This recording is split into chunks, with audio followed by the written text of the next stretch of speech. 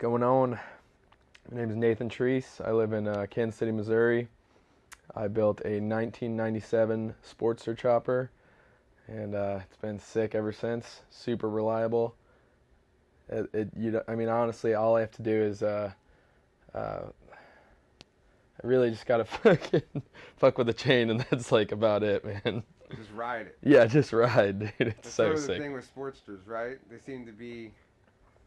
I guess it's just, Evos though. Yeah, Evos in general, man. And that I have that FXR, and dude, same thing. Just fucking ride it. Don't even have to fuck with it. You know, I put a new intake on it. You know, I like to spice things up and make it my way, but same thing. I mean, with the Sportster, I mean, that was, you know, from the ground up for the most part. I mean, so I kind of got to spice it up my way, even though it's just a black fucking Sportster 6-over. Same bullshit that, you know, every other Sportster, but for some reason I see mine and I'm like, God damn, it looks fucking sick compared to, like, I don't know. I appreciate a lot of things in every bike, but not saying mine's like the best, but it's sick when I can tell that yours. I built it, and so I know what I did, and it was my direction, you know. And, you know, I did some of the fab work. Most of it, you know, was not me. You know, Anchor Moto, Ricky did most of that work, and you know, he's kind of guided me into the whole process of just fucking everything, dude. I don't know shit still, you know, but that first build helped me a lot with kind of understanding how bikes run and, you know, why they need this and why you can take basically fucking everything off of it and just put it into, like, you know, just the simple shit, you know, just everything that you need to get it running and riding, you know. But yeah, man, it's been sick. I love that fucking thing. It's fucking been good to me, but yeah. And was it a stock bike when you first got it? And then yeah, it was my first. You did it all. So yeah, it was my first a bike. Complete stock bike. First fucking bike I ever had was that. It came fucking with blue flames on it, and it was the custom, so it had like the chrome rockers and shit, and so and cases. But it was sick just going and picking it up for the first time, you know, and being like, holy shit. Like, I just traded like an AR-15 and like some pistols and like just fucking trading in the guns middle for a bike. yeah, the middle of Springfield, just fucking pulled up with my buddy Trevor, and you know, he kind of like pushed me to do it, you know. Fucking shout out Trevor. Shout out Trevor, who never has a working brake light on his car, and I almost hit him every time he gets in front of me. Yeah. But, you know, he fucking let me ride his Sportster, the one that Sam built. After it was chopped. Yeah, after it was chopped. And then let me ride it. And, dude, I was, like, hesitant. I was like, I don't really fucking care. Like, whatever. Like, you know, and then eventually I was like, dude, let me fucking ride it. And we got drunk one time, and he just let me fucking rip it around by the Hy-Vee Arena. And, dude, it just was, like, game over. From then on, it was like, you know, I was into bikes for forever. Like, I've always been into bikes. I always rode dirt bikes growing up. But I fucking just, it was that moment where I was like, holy shit, like, I need a fucking motorcycle. Like, because before it was like my dad had a motorcycle growing up and all his friends and my family were into it. But me and my cousin used to ride dirt bikes, and fucking, you know, one day he got hit by a train riding a dirt bike. And so ever since then I was kind of like, fuck, like, you know, like, fuck this. Like, motorcycles are sketchy, you know, dirt bikes are sketchy. And we were like 10 years old, dude. It was gnarly, fucking crazy. And ever since then, I was like, I don't need that shit, like, you know.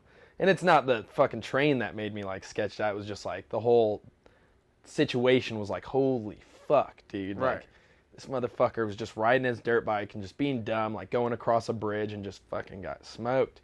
And did he die? yeah, he died, dude. Whoa. Yeah, died. Yeah, crazy. That was like my best friend when I was 10, so it kind of tripped me out. And ever since then, I was like, fuck motorcycles, you know, fuck dirt bikes. And so then I stopped riding for a long time, and eventually, you know, my cousins and my other cousins and other uncles from the other side of my family were just kind of into it at the time. And they had a private track, so we'd go out and ride. And dude, they had like 30-foot jumps that were like crazy big, dude, like huge. I never did that shit. Like I saw my cousin like fucking blow his nutsack off, fucking like Hitting a ripping jump and, too hard. yeah, and then going to flat. And so I was like, and that was another thing where I was like, God damn, dude. And I would take it easy, you know. I'm not gonna bullshit and be like, oh yeah, I used to fucking rip on it, dude. I was like scared, like I was terrified of that shit, you know. And so I'd kind of take it easy. I would rip here and there, but yeah, dude, fucking gnarly. So then I got back into it and started working at Blip. And so when I started working at Blip, I was just looking for a coffee job when I moved back from New York. And I moved back from New York, was like, this place is super mellow, like West Bottoms. And at the time, the only fucking things I knew about the West Bottoms were fucking, dude, like sketchy, like drugs and prostitution and shit. From when I was a kid, you know, my mom would take me down there and be like, fucking don't be bad, this is what'll happen to you and all this shit. I'm like, fuck, dude. Yeah. And so then I when I started working down there, I was sick and just seeing all these bikes, man.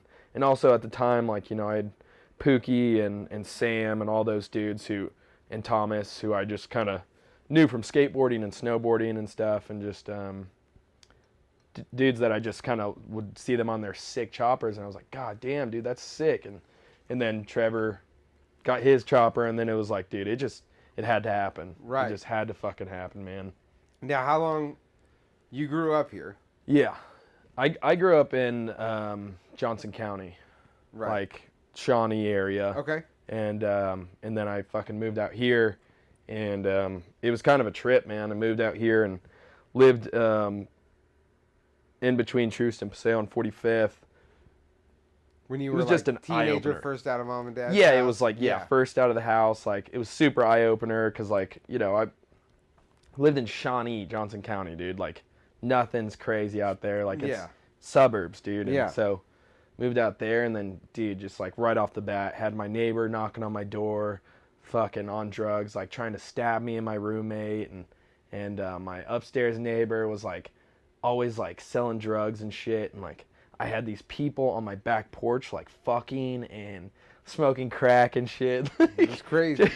just doing shit. And to me, that, I mean, now I'm, like, not, like, whatever. I don't give a fuck what people do, you know? But then I was, like, a kid, and I was, like, fuck, dude, like, this is gnarly, you know? And, you know, like, I mean, like, it was just at the time, dude, I was, like, privileged and shit and just didn't know, you know? I was, like, fucking just pushed into it, you know?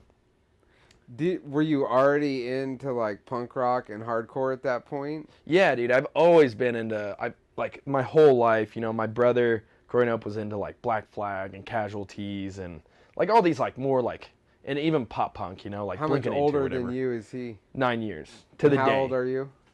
27. Okay, so he's almost my age then. Yeah, I was born on his 9th birthday, so he would be 36. Yeah. So, so him and I probably grew up in the same store. When I was a teenager, you used to be able to go any night of the week. You could go see a punk show in this town. At the fucking Beaumont and shit at like the that. Altorion, At the Altorion, Beaumont, yeah, exactly. Wherever, dude. Go like, see Josephine Collective or something. Yeah, there was like Screamo. There was like literally every night of the week you could go to a show. Yeah. For sure. See, that you would enjoy. And that's the thing I learned from them. Him and his friends was like, fucking, you know, they would always talk about it, you know. And growing up, having an older brother, you just want to be like him, you know. You want to fucking. So he would always leave his CDs out, and I'd go and, like, listen to all his, like, Linkin Park and shit. You know, that's not punk, but, like, you know, but, just like, whatever. Shit like that. You know, whatever, you know, all of that shit. His fucking Casualties and all that shit. And and just being like so into the screamo, like the heavy shit. Yeah. You know, growing up, I was into fucking, you know, when I was before that, when I was a little kid, I was into like, you know, whatever, My Chemical Romance and all that shit, and like, Yeah. just the like, the shit that I learned from him, you know, Right. like I didn't know any other music besides what I had learned from his iPod that I'd steal from him, or his CDs that I'd scratch. And then he'd come like beat my ass. He'd be like, "You fucking touch my CDs, you little punk," and I'd be like, "Fuck, dude." But that's the only way I had to learn, you know. That's the only way I could like learn good music was from him, and from there it was like I just loved heavy shit. Like I don't know, when I was a kid, I was all fucking like anxious all the time and scared and shit. So when I'd listen to this, it made me feel like tough and shit, and like fucking, you know, like you feel like badass listening to some like hardcore stuff, you know. Right. And so for me, it was like, dude, it was game changer for me, and yeah, man. Ultimately, it got to a point to where, you know, I got older and I was like, fuck, I want to start my own bands and stuff, and I did. You know, I had some like a few bands with my friends growing up when we were younger, and they were more fucking like Grateful Dead shit. We were like really into like doing acid and mushrooms and shit. And we were into like tripping balls and being idiots, you know what I mean? Yeah. We weren't like, I mean, that kind of time in my life was like when I first started playing, like really playing with bands, was like more about, you know, fucking trippy shit. You know, I kind of like, I still loved punk and I still loved hardcore, and I'd go to shows still, but I felt like the odd kid out, you know, because I was wearing like tie-dye shirts and shit, and just like still moshing and getting in it and like having fun, and I still knew some people, but I felt like the weirdo, like I felt like out of it, you know, and then when I actually started going to like punk shows, you know, it was sick and it was fun as fuck, but I still like, I didn't know a whole lot of people, you know, and I knew some of the kids that I grew up skating with, and they were younger than me, and it just seemed like, dude, it was like back then, it was gnarly. Like punk shows, it was like you would get your fucking face kicked in and you get punched in the face. And like that's what I loved about it, was like, dude, I was always a little bitch when I was a kid, you know, I was scared.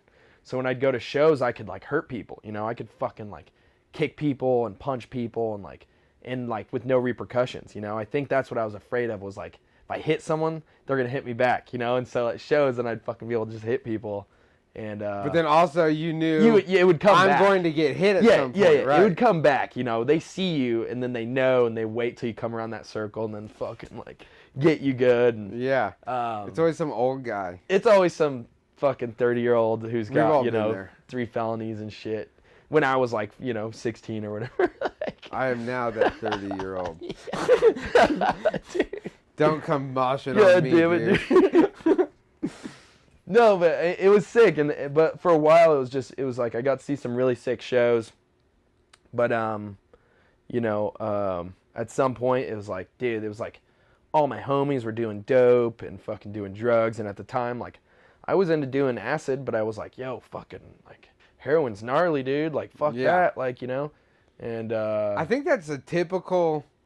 Like, that seems to be, like, the progress with that scene. Because I also knew people, like, it would start off with them doing, like, a bunch of acid, and they always ended up with them doing heroin. Go to speed, and then go to coke, or coke, and then speed, and then fucking dope. And they're like, oh, I've already done this shit. Let's fucking go, like, stick it in, dude. Let's go. Let's needle junkie it up, and then not realize, like, you don't come back from this one. So fucked. Yeah. And that was the shitty thing, was I was like, dude, I was over it. I was like, all my homies are like doing drugs, and I was like, I wasn't into it, you know? Yeah. I don't know. For some reason, I drew a line at heroin. You know what I mean? Like, I was like cool with doing speed and coke and all, whatever. I was like, that doesn't affect me. But like seeing my homies like OD or like same close exact to dying, way, I was like, fuck you. Like, I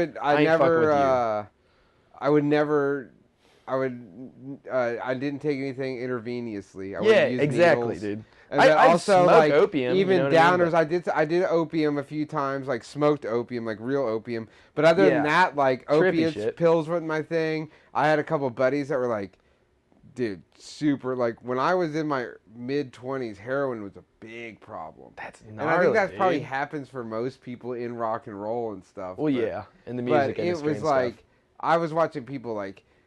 They couldn't get high enough, so they just started killing themselves. And then, dude, you know, I crazy. watch people struggle. I know one guy that got clean off heroin and stayed clean. And he's still, last time I knew, he was still clean off heroin. I got a few friends, like, luckily and, like, lovingly, dude. Like, I love these dudes. But luckily, I have a few friends who are fucking clean. And they're good, you know? Yeah. And, like, they have been for a few years. And that's, like, the crazy thing is, that's kind of why I also got back into the scene, was like, yo, like, I don't know, it just seemed like the right time. It was, like, the right shows were happening. I just, like, started going to shows again. There's, like, a whole new crowd, dude. There's, like, these fucking like 16-year-old kids, you know, and I remember I was them, you know, and so at first I was kind of like, fuck these kids, man, like they don't fucking get it, you know, they're idiots. But then I realized, I was like, they're chill, you know, most of them are cool, you know. I mean, there's like a level of it, you know what I mean, like some of them are pretty chill, some of them are kind of like, I don't think they're like in it for the music, they just want to be a part of something, and it's kind of kooky sometimes because I don't think they really give a shit about what's going on. They just want to start drama and stuff. But you know, it is what it is. But it's just like it's like you said. I think every generation, like you saying you moved to the city and you were pretty sheltered, right? Yeah, I'm not going to use the word privilege because I think you were just sheltered. I hate that word. Because I wasn't actually privileged. Because I grew up out in Bonner and we didn't have a lot of privilege, but we were pretty sheltered from like the city because we grew up. I mean, I wasn't like rich. It was just more like right. No, it's what I'm saying. Like I just privilege didn't realize, man, comes with something that you came from. Some privilege sort of is like money and shit. Yeah, but I often wonder if it's not just like this. Which I guess that would equate to like progress all around, that more and more people are sheltered in a way. But also it's like, hey man, sometimes you just want to look at them and be like, yo, shut the fuck up. You know, like, exactly. It's cool, man. It's cool. Just I don't need to hear about focus on yourself, brother, you know, or whatever, you know, whatever fucking shit, you know, just like do your thing, man. Like, we're chilling, you know. And that's the thing that, like, you know, there's parts of like the new scene and the old scene from my eyes that I like enjoy. Cause, dude, the old scene, they were like known abusers, known fucking like dealers that would go to shows and give our homies fucking heroin. You know, people that should get their ass beat. You know what I mean? Right. Like people that should get fucked up. And you know, back then people would just ignore it. You know, people knew like, oh, fucking so and so's here. Like, and they would, you know, do some like, you know, talk shit, but they wouldn't do anything. Right. And they'd be at the show, and it was like every show, dude. There's one of those fucking pieces of shit, and you're like, fuck, dude. Like I'm like, I was 16, you know, or I was 17, and I was like a kid, and I was like, I'm not gonna fucking step up to this dude who like, it's like put guns in people's faces. Like this dude will fucking kill me. Like, fuck that. You know, I'm just gonna like ignore it, and because then you start to ignore it. You know, it's like everyone else does. You know, but in the new scene, it's like now it's just fucking, you know. I appreciate that people are calling certain people out, but there's a level of like, yo, like, some people need fucking to like, you know, grow or fucking heal. You don't need to like cut them off completely, you know? Right. But, you know, I don't know. Boy, do I know that. That's like, yeah, that's a whole nother conversation, that, you know? Like, I appreciate people standing up and saying something about abusers and all that shit, whatever, you know, just everything that like, there's a shitty person, fuck them, get them out of the scene. But like, there's a level to where it's like, yo, like some people make shit up and then someone's fucked, and you know, whatever. It's stupid. And I hate talking about it because, you know, like I truly like appreciate some of it, but then some of it I'm like, god damn it, I can't. I mean, yeah, like it, growing up, you know, if you saw somebody hit a chick, that guy wasn't going to be around very long. If you saw somebody doing really dumb, stupid shit, like it would you wouldn't be around. Yeah. It's just, you know what I mean. And that's the thing is, it's pretty clear who the chill people are and who the fuckers are. Yeah. But now it meddles a little bit too much in who the chill people are and who the fuckers are. Well, the level of what is a fucker has gotten a lot closer to being a chill person. Like, you see what I'm saying? Like, exactly. The things that they consider egregious crimes against humanity have now changed. It's like, and it'll always change, you know, it'll through always time, change. you know. It'll fluctuate back and forth. It's just fucking, that's just how it is, you know, but, no, man, I mean, the scene was sick, man, and now it's super cool that, there's all these younger cats, dude, they rip. There's, like, super talented younger guys, you know. No, definitely. Like, I'm gonna call him Fat Conrad. Hell, whatever the fuck his name is this week. I really like. Fets band. They're good. There's dude, some yeah, good bands, and I've gone out like they're number one, dude. You know, I think they're on top.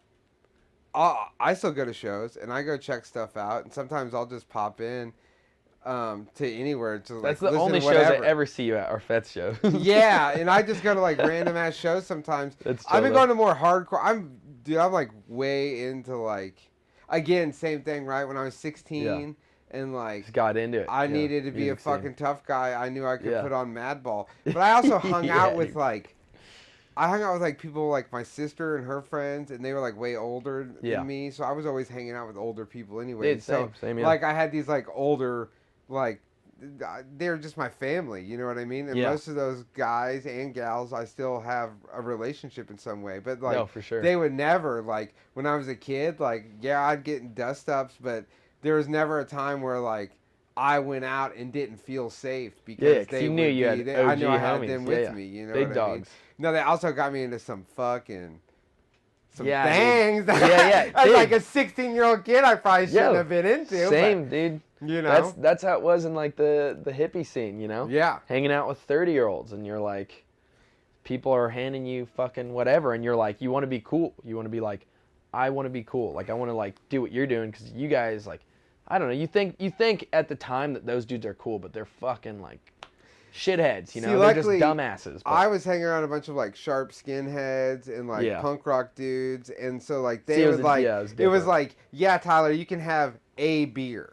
You're not going to get shit housed. Oh, like, fuck, dude. You know what I mean? Like they kept me, and that was good for me. I needed some control, right? Like, but they also like they all knew my parents, and like, still there's this guy Johnny that I grew up with. He was Fudd back then. Now he's Johnny Crash. Yeah. But lifelong friend, and he's much older than I am. But he, when I was like 15, he would come to my parents' house, and my parents would let me go with. He would buy me a ticket to like whatever Rancid's coming, whatever band is coming that he wanted to see. Yeah. Like my parents would let Johnny crash on the floor of their house. Yeah. So he would pick me up and I would drive us back. So like me getting my learner's permit was like the best thing that happened to me. Because I remember I just went to shows. It'd be a school night. He'd be like, we'll be back before 11. Yeah, let's like, go. yeah, you're good with Johnny. You go ahead. Oh my God. And then like later on, dude. it's like, you guys sent me off with this degenerate that was just like get shit housed and. But they knew him. But they knew. And, yeah. And so they're also like, they knew that like. If Tyler comes back fucked up, we know where this motherfucker Well, also lives. they already knew I was the DD. I couldn't be fucked up. Like they wouldn't do that to me. You know what I mean? Yeah. But also like at that time I couldn't go to like the Beaumont Club and get a beer. No. I looked like a fucking 12-year-old. Yeah. You know what I mean? Like. Did you ever have a fake ID?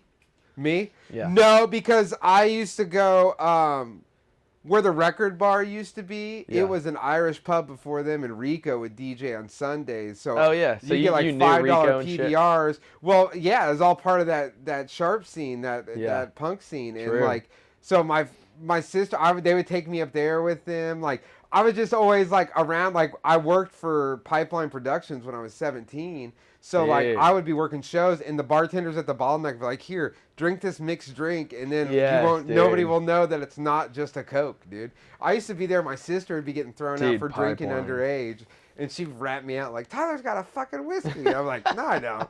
It's all good." Yeah. Dude, Pipeline was sick. I did some shows, or I did festivals for them when I was in my hippie phase. Was like doing the Wakarusa and.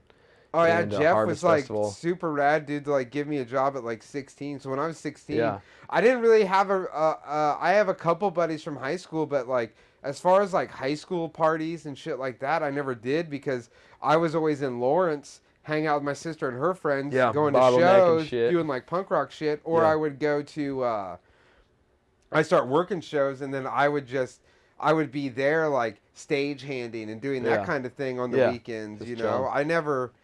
I was never really into that. It was weird because for like in Lawrence, I knew everybody, but then if I went to a show at the Altorion, we were like considered rednecks to all the hipster kids in Midtown. You know what I mean? Which later on I became friends with most of them.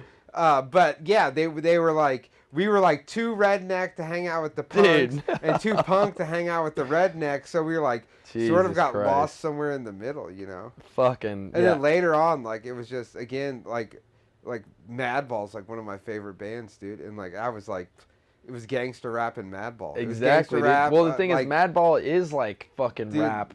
All that punk, New York dude. hardcore, I love it. I love all of it. I love it too, man. That's what got me like super fired up.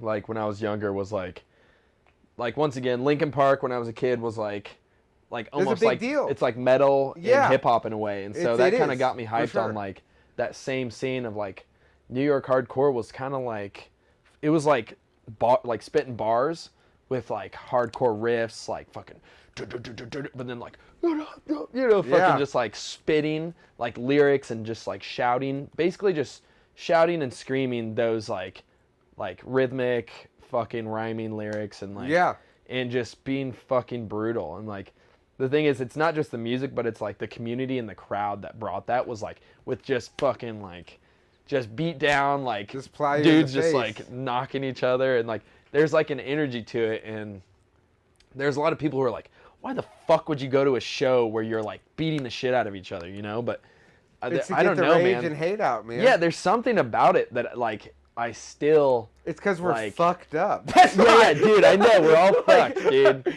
I mean, that's why it's all just a bunch of damaged, fucked up people. It is, dude, really. Exactly, and that's okay. You know, there's nothing wrong with that. But it was definitely like. It was better to let your aggression out there than fucking and do it with love. Then go and let it out on a fucking let it out on a banker or fucking some dude working some random guy on the street. Yeah. You know just what I mean? Some fucking road rage shit, you know, and that some shit where you'll just fucking get raging, you know, or whatever. All right. But yeah, man, I mean, that like also that like kind of music was also like around all my friends, like all my skate homies. We all either were into hip hop or fucking punk music. Like it was literally like very simple, like one or the other.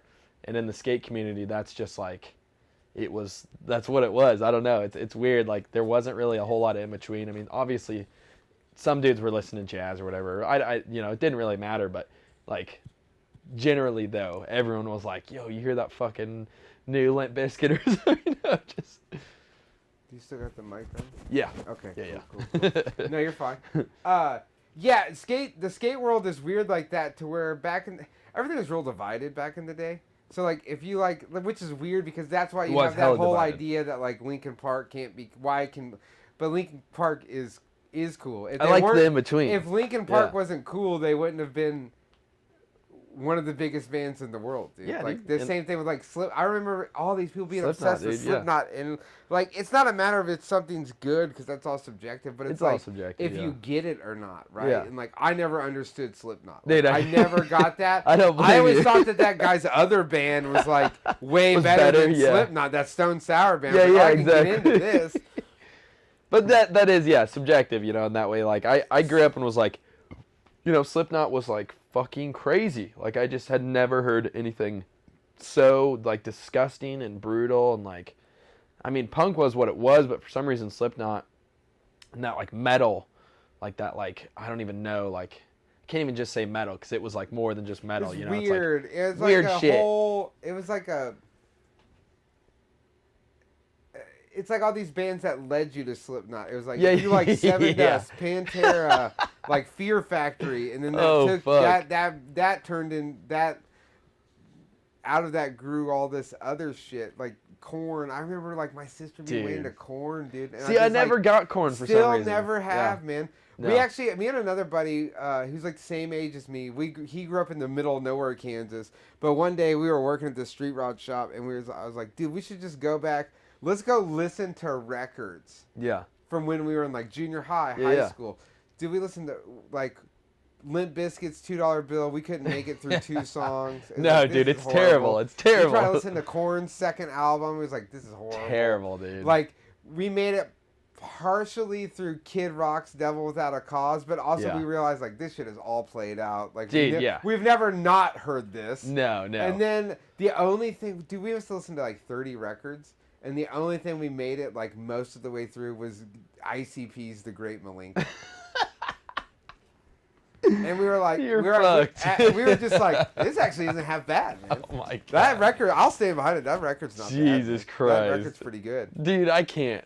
I can't with the ICP. I'm telling you gotta listen to Great Malenko, dude. I guess I haven't gotten that deep into it. If I did, I probably would like it, Those people, like, that's a whole thing.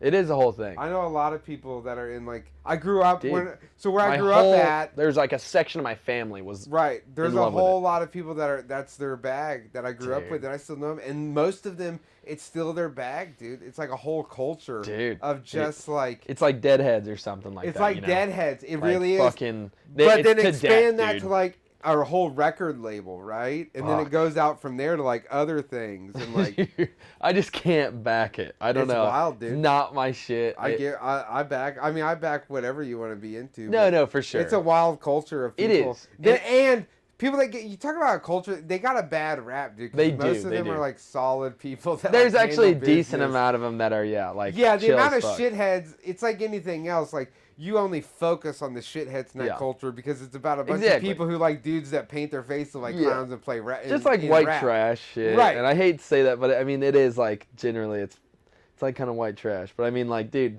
there's a huge portion of my family that grew up in Wyandotte that are obsessed with ICP. Yeah. And like I grew up with it and fucking it's just the memories I have of those experiences are like just fucking gnarly, like itching motherfuckers on drugs, like them bringing their homies to like Christmas and shit, Like, yeah. Just, but that's obviously like you said, like what I focus on the memories wise is like, focusing on like the gnarly shit, the sketchy shit, the dumb shit, Right. Because I had never even listened to music until like I was fucking 16 or something, Right. When I started listening to like Cottonmouth Kings or whatever, like. Also weird SPM or something, It's like another weird. That's like the California Stoner Bro version. They're terrible. They're even worse than ICP. Dude, I'll stand behind it. The first Cottonmouth Kings record is not bad, dude. It's not bad hip hop. Just the first one. I'll be honest with you. But I get a guy in college that I was friends with. Later on, some things happened, but we don't talk about that. Yep. Him and he was obsessed. He was a SRH guy, he had all that shit, loved all of it. And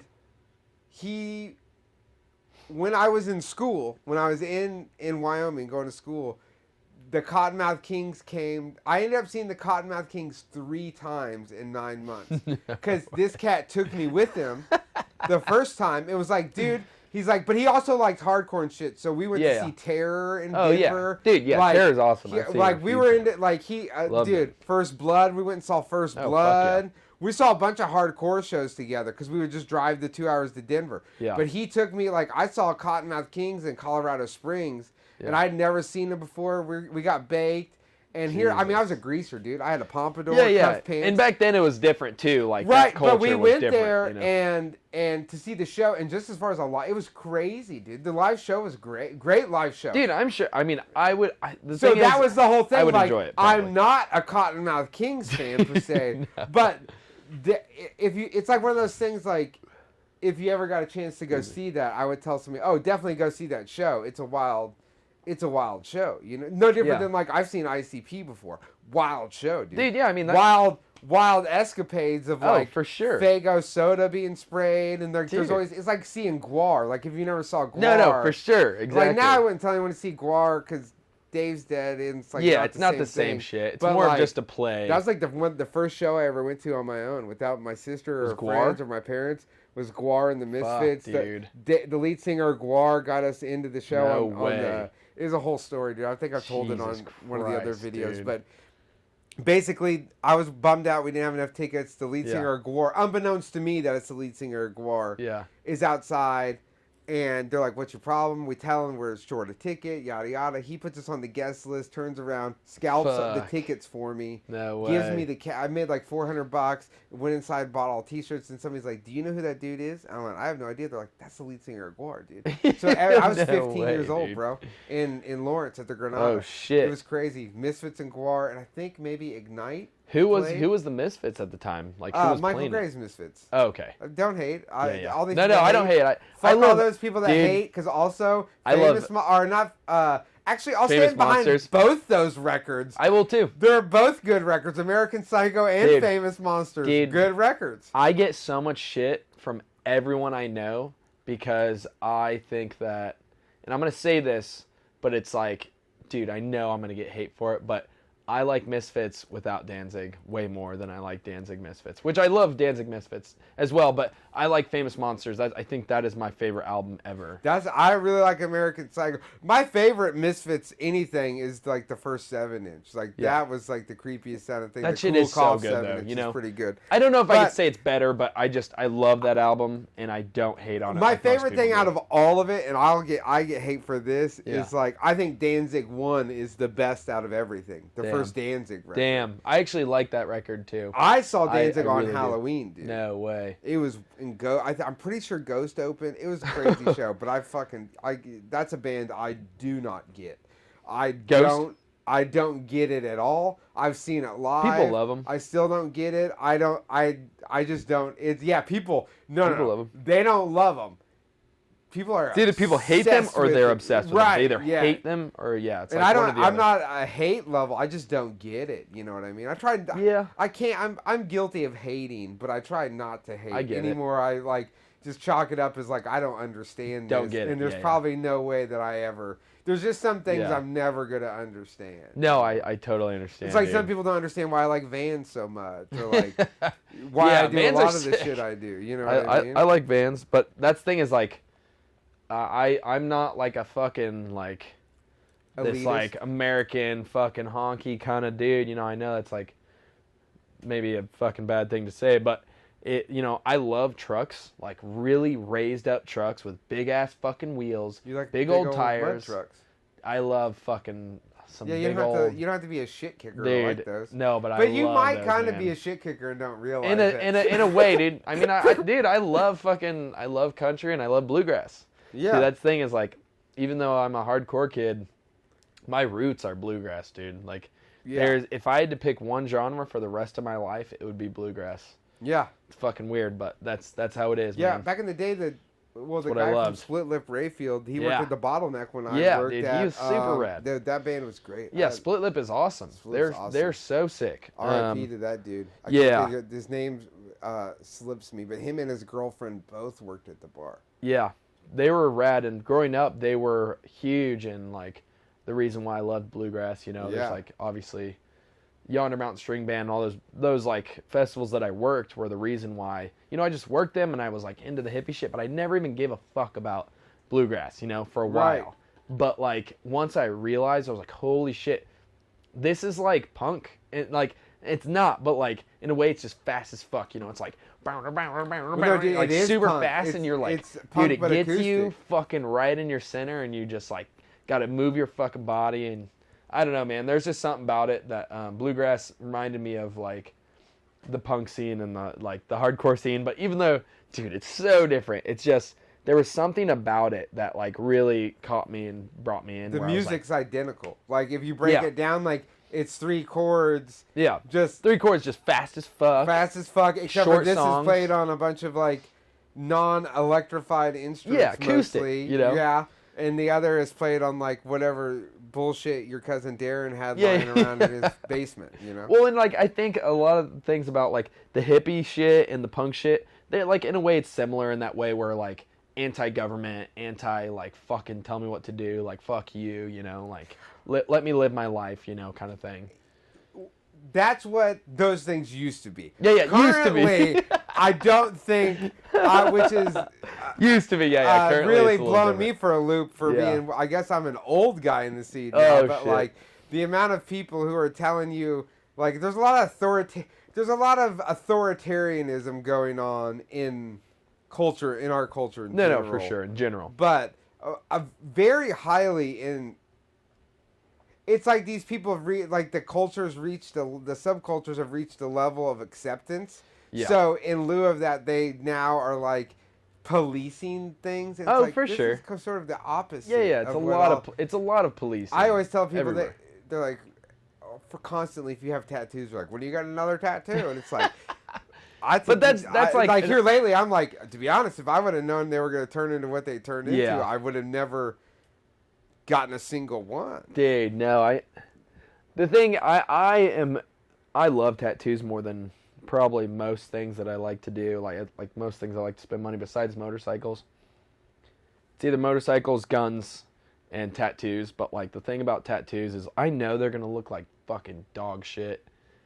But for some reason, like I live in that moment where I'm like, I don't give a fuck, you know, what it's gonna look like. It's gonna be like a mush fucking blob eventually, and I'm like, whatever, you know. It'll still look badass when I'm old, you know what I mean? Like, if I'm a 6-year-old man, I'm gonna have fucking like all these black marks on my body that just look like fucking mush, and I'm gonna be like, okay, I still look cool as fuck, you know, like as an old man, you know what I mean? Like as an old man, you're like, dude, how many old fucking people like are covered up, you know? Well, currently not a lot, but in about 10 years, a whole bunch. Yeah, because everybody fucking has No, that's the thing. By the time you get there, true. It's going to be normal. It's just going to be normal. And then everyone's going to have shitty looking, gross looking shit on their skin. Yeah, by the time, by then it'll just be like people like, we'll be getting so much plastic surgery to just keep their tattoos looking tight. Yeah, it's crazy, man. That's what I'm saying. That's what's crazy about it. It's like,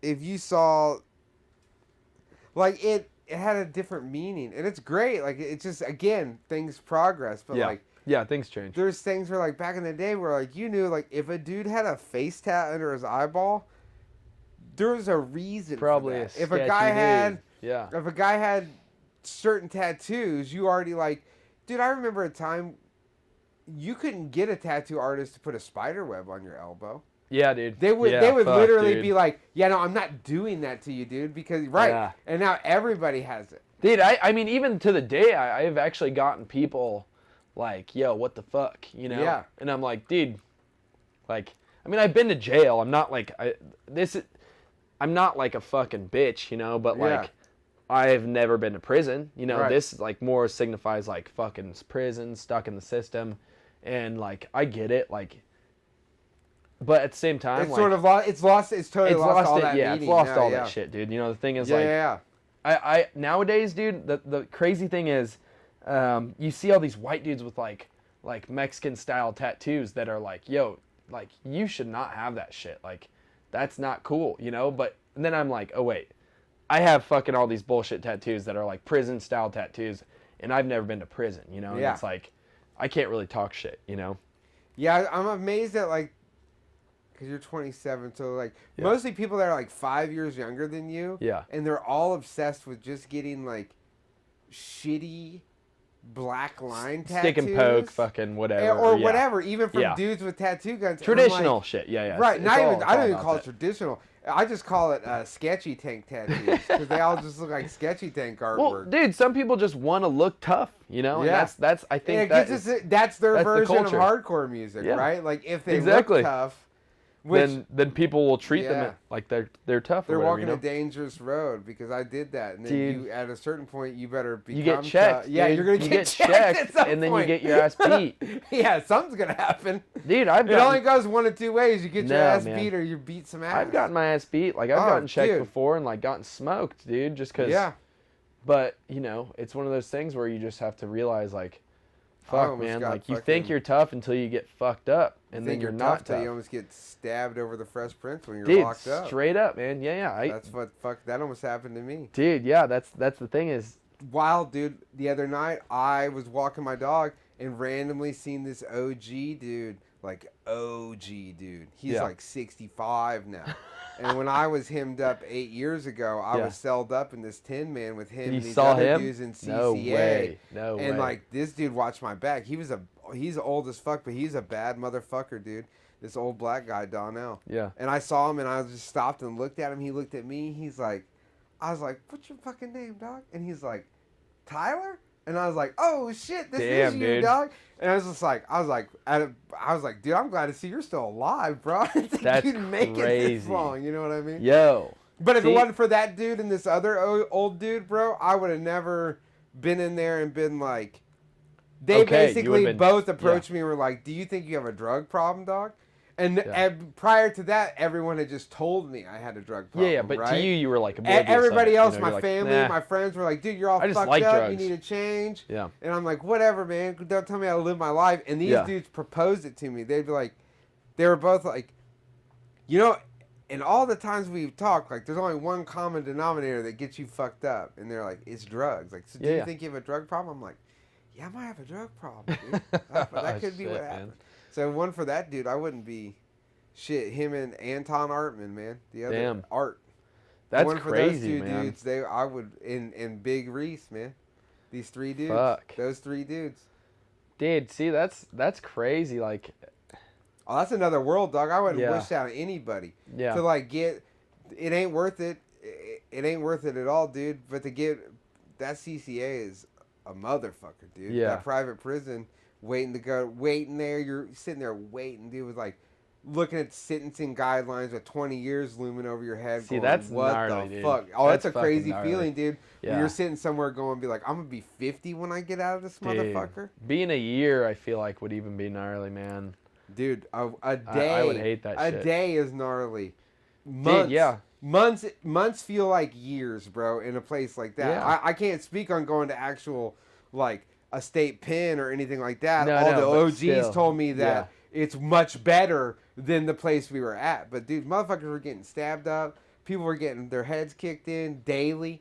And just, like, by the grace of whatever higher power, dude, in the backing of, like, just dumb... The situations of dumb luck that happened to me, having, like, the biggest dude on the cell block was, like, my sister's homie husband. Just knew, and who knew me on the street and was like, yo, dog. And it's like... Oh my God! Like he was a monster. Like life, been in and out of prison his whole life. Spent like gnarly. 13 years. Works out every day. Just like, ready to go, bro. Just a beast of a man. Fuck. And Big Reese had my back, dog. And I already knew it. At the day I left, I knew. When I left that place going to court, trying to get out on bail, like I already knew. Like if it wasn't for this dude, I'd have been stabbed up a couple days before then. Yeah, dude. I mean, that's like a whole nother world that I'm like. I've stayed out of trouble pretty good. I've been good about, you know, I mean, I do some dumb shit, you know. I used to tag and I used to fucking, you know, steal shit. And I used to be an idiot and do drugs or whatever. But I was pretty good about, like, keeping it chill, you know. Yeah. Never letting it get out of hand to where I started being stupid, you know, being an idiot about it, you know, or... Not saying that you were being a fucking idiot or anything, but, you know what I mean? That's a perfect example of how it goes. I knew that I was, like, you know, like... fucking like I knew how to like keep it just to where I could get enough, you know, right? Whether it was drugs or you know, stealing, or whether it was, you know, tagging. I knew at some point I'm gonna hit a few buildings, like throw some tags up, and then I'm gonna lay low and stop tagging for a while or whatever, or steal something like that I want but nothing crazy, you know. Like I knew that I couldn't steal what I really wanted, you know, and be an idiot. But you know, I've never been like too much of a thief. It's just more like, dude, sometimes you just want something so much, dude, and you want it. When you don't got shit, when you don't have shit, enticing, dude. When I was younger, that's how it was, but nowadays, like, I no better feeling than knowing, like I was telling you, I flipped that Falcon, for exactly. 200, turned 200 into a $200 car into a $2,000 camera. You know what I mean? Yeah, and like doing shit like that, like true. That's one of the few things I've found. Just hustling. Like, that's the not excitement stealing. of that hustle still gives me the excitement of real hustling that I used to get. But dude, like I would like, and that's it. Like you said, you start going and you start chasing. You're not chasing the high. The drugs and the alcohol were just there as like accelerant to the fire. Makes it easier. But like makes it easier. It makes it easier. Yeah. But the real fuel, dude, was that feeling like down here in your gut that you got when you're when you're on your motorcycle doing over 100 on the on the interstate with traffic. Right, you're terrified. Scared, but Same thing when you're like, pull that piece out and you're like, yo, dog, I'm taking everything you got right now, dog. See, I don't know. I've never done that before. Trust me. I've never like put a gun in someone's face, you know, but I I see what you're saying though. Yeah. You know, I get it. Or just whatever you're doing. Like, yeah. You know, you're driving across. I have a drive across town with like fucking giant packages up in the doors of my van, dude. Dude, that's the thing is, in the early 2000s, when we used to fucking drive around with like QPs and stuff of just bud, that seemed like, holy fuck, like we could get fucked at any moment, you know? I know, like, now you see videos of like dudes in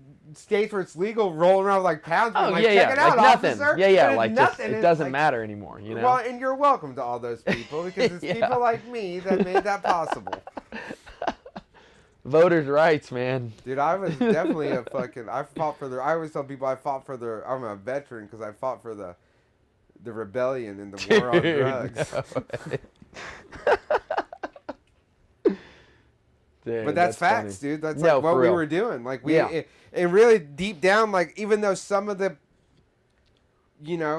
people I was around didn't really feel that way, I always had that feeling about it all. Yeah. That I was definitely still had that attitude of like, yo, this is fuck your system, fuck the man. Yeah. And it's good, and it does, and I'm stoked that all that shit is changing, right? Because that's like the progress I want to see. I don't want to see the progress of people crying and like bitching that Larry got it better or whatever, because that's been happening. Like what most of those younger cats don't realize is all that's been happening since the beginning of time. There's always for years. if all you're focused on is who had it easier, who had it better, or whatever, you know what I mean? Like, and we're all fucked up, dude, in some way. No, man. I mean, that thing is just fucking social media, man. Like, I mean, I'm a big part of social media. I love Instagram, YouTube, all that stuff. Yeah. I have a band, you know, so I have to be a part of that, and I gotta fucking put my music out there. You know, that's a big part of it.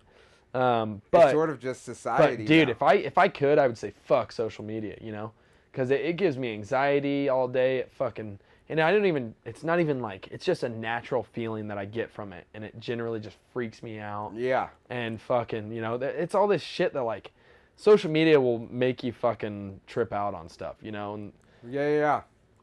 That's a big part of like why people have all this drama and shit. You know, it's like, I'm not trying to sound like an old head or anything, dude, but like, social media is just fucking, it's a useful tool if you need it for the right things, but when you abuse it, it sucks, dude. Yeah. And it will fuck your shit up, you know? Like, I like seeing some of the guys who do motorcycle swap and shop stuff, and they'll just build motorcycles and use it just for that, just to fucking sell bikes. Yeah. And, you know. Well, and those people, that's what they can handle. And most of mine is just whatever I'm working on, dude. Like, I don't do politics. I don't. Yeah, I stay out of politics, man. I'm not good at that shit. I really don't like. It's not. Yeah. Most people don't have.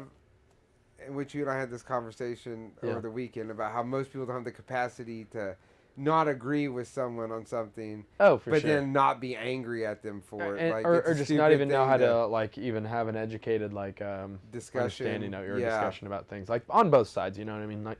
It's no, just on any side. On any side, you know what I mean? Not both, because to me there's many sides to the entire world. There's very many sides to it, and so I you know, the thing is like, just be good to people, you know, fucking like, just be good to humans, and like, that's all you got to do. Like, you don't have to fucking, you know, that's whatever. It. Like, I think that's as simple as it is. Just be good to people, love fucking your homies, and you know, just don't be a piece of shit, you know. Yeah, like I always say, you know,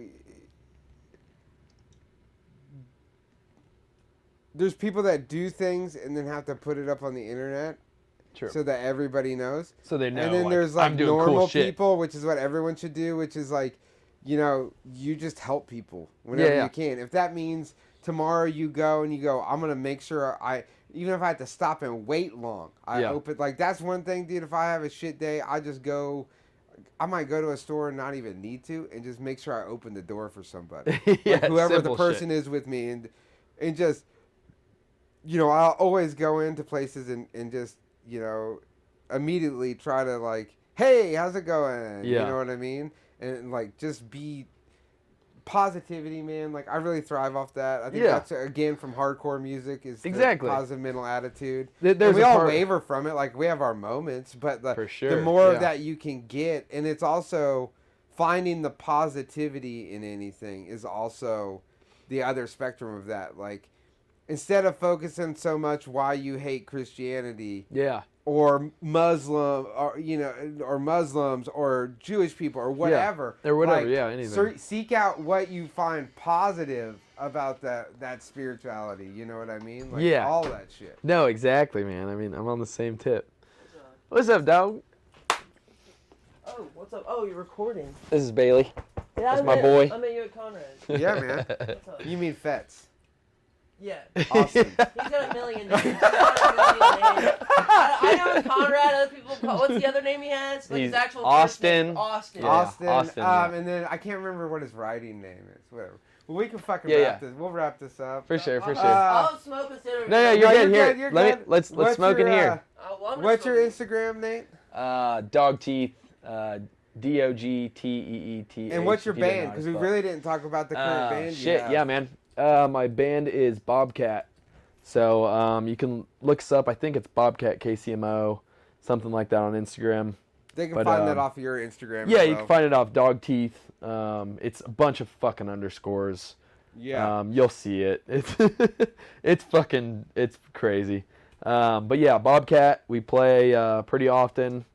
We play fast. We play loud. I front it. It's a fun band. It's really sick. We always have a good time. Oh yeah.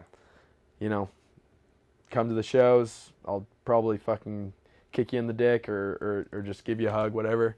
It's a good time. So, yeah. Well, I appreciate it, dog. Yeah, man.